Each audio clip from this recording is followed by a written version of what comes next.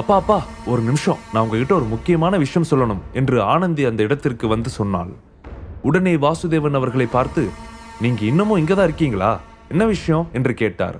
அவர்கள் இருவரின் முகத்தை பார்க்கும்போது அங்கே அவர்களுக்கு பிடிக்காத ஏதோ ஒன்று நடந்திருக்கிறது என்பதை அவர் புரிந்து கொண்டார்.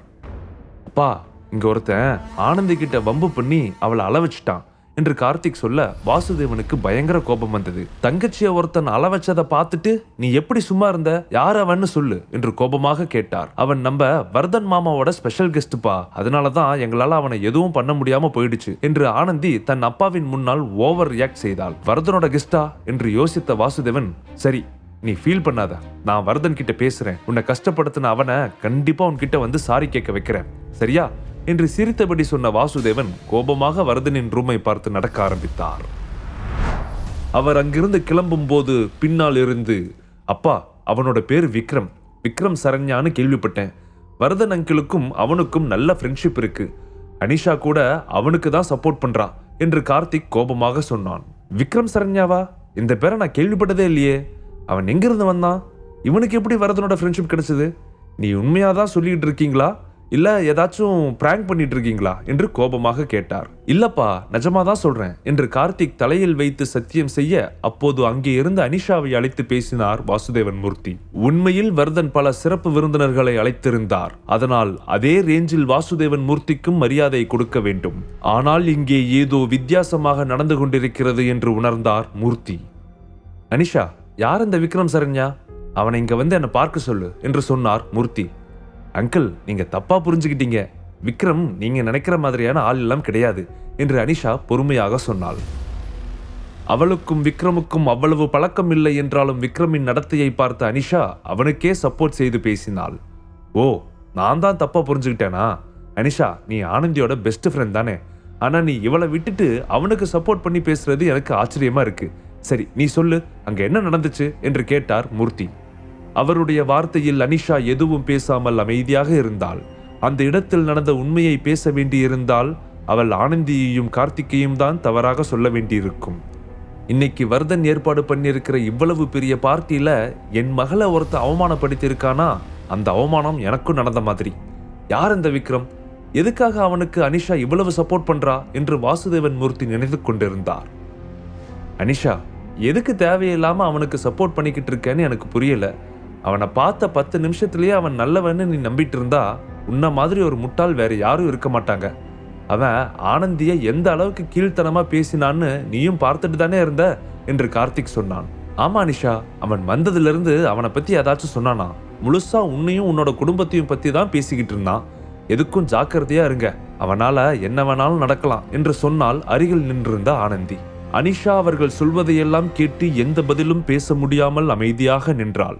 வாசுதேவன் எதுவும் பேசாமல் அவர்கள் பேசுவதையே கேட்டுக்கொண்டிருந்தார். அப்பா, அனிஷா அந்த விக்ரம ரொம்ப நம்பி ஏமாந்து போக போறா, போன தடவை ஆர்யாவோட உயிரை காப்பாத்தினது அந்த விக்ரம் தான், அதனாலதான் அவனுக்கு இவ்வளவு மரியாதை கொடுத்துட்டு இருக்காங்க.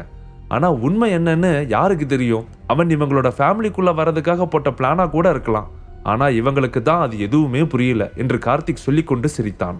அதையெல்லாம் கேட்டுக்கொண்டிருந்த வாசுதேவன் மூர்த்தி, அனிஷா நான் உன் அப்பா கிட்ட அப்புறமா பேசுறேன், முதல்ல அந்த விக்ரம வர சொல்லு, என்னால இந்த பிரச்சனைக்கு ஒரு சொல்யூஷன் கொடுக்காம போனா எனக்கு ரொம்ப சங்கடமா இருக்கும், என் பொண்ணு சங்கடப்படுறத என்னால பார்க்க முடியல என்று அனிஷாவை பார்த்து சொன்னார். அங்கிள், அவங்க ஏதோ முக்கியமான மீட்டிங்ல இருக்கிறதா சொன்னாங்க, டிஸ்டர்ப் பண்ண வேண்டாம்னு அப்பா சொல்லிட்டு போனாரு என்று அனிஷா மெதுவாக சொன்னாள். அப்பா, அதோ வந்துட்டு இருக்கான் பாரு, அவன்தான் நான் சொன்ன விக்ரம் என்று தூரத்தில் நடந்து வந்து கொண்டிருந்த விக்ரமை கைகாட்டி சொன்னான் கார்த்திக். விக்ரம் தனது போனை காரிலேயே வைத்து விட்டதால் அதை எடுப்பதற்காக கீழே வந்தான். தன் அப்பா தன்னிடம் இருக்கும் தைரியத்தில் விக்ரமை பார்த்து, டே இடியட், இங்கிட்ட வாடா என்று ஆணவத்துடன் விக்ரமை பார்த்து கத்தினான் கார்த்திக். விக்ரம் எதுவும் பேசாமல் புருவங்களை உயர்த்தியபடி அவனை பார்த்தான். எதுக்காக என்னோட தங்கச்சியை தொந்தரவு பண்ணுன, இப்போ என் அப்பா வந்திருக்காரு, அவருக்கு வந்து பதில் சொல்லு என்று கார்த்திக் கோபமாக அவனை பார்த்து சொன்னான். உடனே அனிஷா விக்ரமின் அருகில் சென்று அவன் காதில் மெதுவாக கிசுகிசுத்தாள். மிஸ்டர் விக்ரம், ஆனந்திக்கும் கார்த்திக்கும் ஆரம்பத்துல இருந்தே உங்க மேல ஒரு தவறான புரிதல் தான் இருந்துட்டு இருக்கு, இப்போ அது அவங்களோட அப்பா வாசுதேவன் மூர்த்தி கிட்ட அவங்க சொல்லிட்டாங்க, அவர் உங்க மேல ரொம்ப கோபத்துல இருக்காரு என்று சொன்னாள் அனிஷா. அதை கேட்டதும் விக்ரமுக்கு எதுவும் புரியாமல், அவர் எதுக்கு என் மேல கோபமா இருக்காரு, அந்த அளவுக்கு நான் எதுவுமே பண்ணலையே என்று விக்ரம் சொல்ல, நீங்க ஆனந்திய தொட்டு பேசி அவளை ரொம்ப அசிங்கமா ட்ரீட் பண்ணிட்டதா அவ அவங்க அப்பா கிட்ட கம்ப்ளைண்ட் பண்ணிட்டா என்று சொன்னாள் அனிஷா. என்ன நடந்துச்சுன்னு உனக்கு தெரியும்ல, என் நிழல் கூட அந்த பொண்ணு மேல பட கிடையாது என்று விக்ரம் சொல்ல, அது எனக்கு தெரியும், உங்க மேல எந்த தப்புமே இல்லை. ஆனா அவங்க உங்களை வேணும்னே சண்டைக்கு இழுக்கிறாங்க. நீங்க தேவையில்லாம அவங்க கூட சண்டை போட்டு பிரச்சனை ஆகிடுமோன்னு பயமா இருக்கு என்று சொன்னாள் அனிஷா. நிலைமை மிகவும் மோசமாக இருப்பதாக அனிஷா உணர்ந்தாள். ஒரு பக்கம் தன் தம்பியின் உயிரை காப்பாற்றியவர், இன்னொரு பக்கம் தன்னுடைய தோழி ஆனந்தி. அவள் யாருக்கு சப்போர்ட் செய்வதென்று தெரியாத ஒரு இக்கட்டான சூழ்நிலையில் இருந்தாள்.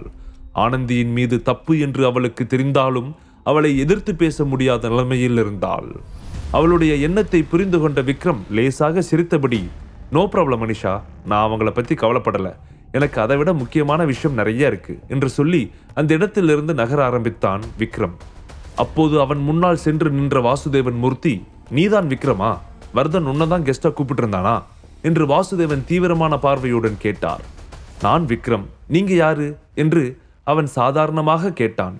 நான் வாசுதேவன் மூர்த்தி, நீ என்னோட பொண்ணுகிட்ட தப்பா நடந்திருக்க, அவளை ஹர்ட் பண்ற மாதிரி பேசியிருக்க, எவ்வளவு தைரியம் இருக்கும் உனக்கு? நீ வரதனோட கெஸ்டா போயிட்ட, இல்லனா இந்நேரம் நான் உன் கையை வெட்டி இருப்பேன் என்று ஆவேசமாக பேசினார் வாசுதேவன் மூர்த்தி. விக்ரம் முகத்தில் எந்த ரியாக்ஷனும் இல்லாமல், முதல்ல உங்க பொண்ணை இங்க வந்து என் விரல் அவன் மேல பட்டுச்சான்னு கேளுங்க, அவளோட முகத்திலேயே உண்மை தெரியும் என்று சொன்னான் விக்ரம். உனக்கு எவ்வளவு திமிர் இருக்கணும், நான் எவ்வளவு தூரம் சொல்லியும் கொஞ்சமும் பயம் இல்லாம பேசிக்கிட்டு இருக்க என்று விக்ரமை வெறுப்புடன் பார்த்தார். ஹைதராபாத்தில் வாசுதேவன் மூர்த்தியை நேருக்கு நேர் பார்த்து பேசுபவர்கள் மிக மிக குறைவு. விக்ரம் எந்த பயமும் இல்லாமல் அவன் கண்களை பார்த்து பேசியதும் அவனுக்கு என்ன சொல்வதென்றே தெரியவில்லை. விறுவிறுப்பான அடுத்தடுத்த எபிசோட்கள் இனி ஒவ்வொரு 2 நாட்களுக்கு ஒரு முறை. அடுத்த ட்விஸ்ட் என்னன்னு இப்பவே தெரிஞ்சுக்கணுமா? அப்போ லேட் பண்ணாம பாக்கெட் FM ஆப்பை டவுன்லோட் பண்ணி முழு கதையும் கேட்டு ரசிங்க.